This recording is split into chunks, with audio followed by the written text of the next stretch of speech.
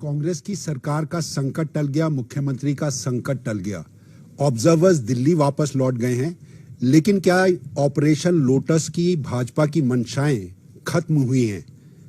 और क्या कांग्रेस का संकट, ये जो ऑब्जर्वर दावा कर गए हैं, वो सच में टल गया है? इन सभी बातों को लेकर हमारे साथ बागवानी मंत्री, राजस्व मंत्री जगत सिंह नेगी हैं और उन्हीं से जानेंगे। ऑल इज वेल की कहानी दिखा तो दी गई, क्या ये सच में आने वाले वक्त में भी ऑल इज वेल रहने वाला है? तो आपको क्या लगता है कि भाजपा ने बहुत बड़ी साजिश के तहत लोकतंत्र की हत्या की पूरी कोशिश की? प्रतिभा सिंह जी से अभी हमारी थोड़ी देर पहले बात हुई है और उन्होंने कहा कि ये मनमुटाव की कहानियां काफी लंबे समय से चल रही थी। उन्होंने सब जगह बात की, प्रभारी राजीव शुक्ला से बात की, यहाँ तक सोनिया गांधी और राहुल गांधी से भी उन्होंने इस बात का जिक्र किया।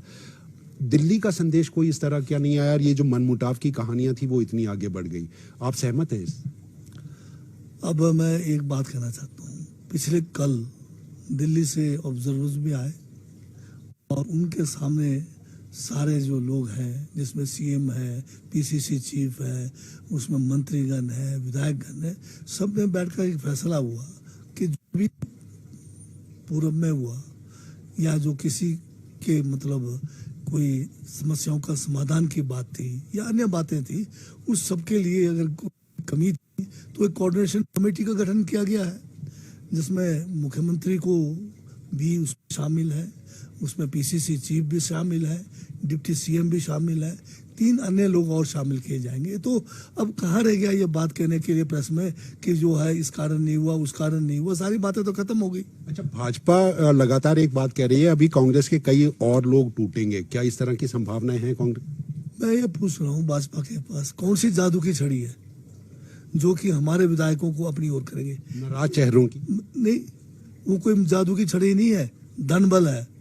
धन बल, प्रलोभन, लालच और जो है उसमें चले जाएंगे, बिक जाएंगे कांग्रेस के नेता। तो आपने देख लिया, 6 लोग तो चले गए हैं और भी जाएंगे। और अभी हम जो देख रहे हैं, हमारे बीच में ऐसा कोई लगता नहीं है जो कि इनके उसमें आएंगे। पर भाजपा जो एक नकारात्मक सोच के तहत इस किस्म के हथकंडे अपनाकर जो अपनी संख्या बढ़ाने की कोशिश कर रहा है, चुनावों में वो जो जीत नहीं पाए और असंवैधानिक तरीके से अगर वो करते हैं कि ये भी जो है एक किस्म से जो है संवैधानिक है, अनैतिक है और इससे ज्यादा जो है नुकसान लोकतंत्र को कुछ नहीं हो सकता है। और जयराम जी को शर्म नहीं आ रही है इस बात को कहते हुए शर्म कि हम और जो है विधायकों को ले जाएंगे और लोग और विधायकों को अपनी ओर करेंगे। अगर टूट होगी अब कांग्रेस में, ये दावे के साथ आप कह सकते हैं कि नहीं होगी? राजनीति जो है संभावनाओं का हुआ है, परंतु जिस पार्टी के सिंबल पर हम जीत के आए, ये हमारा ईमान होना चाहिए कि हम उससे बाहर अगर जाना है तो रिजाइन करके जाओ। सबसे बढ़िया तरीका है, अगर आप संतुष्ट नहीं है तो रिजाइन कीजिए ना। पर आप जो है दल बदलू बनते हैं या जो है पलटू राम बनते हैं, तो ये चीजें जो है लोकतंत्र में जो नियम बने हैं उस नियमों का उल्लंघन है। और इसीलिए स्पीकर महोदय ने 6 लोगों को उनकी जो है सदस्यता रद्द कर दी है।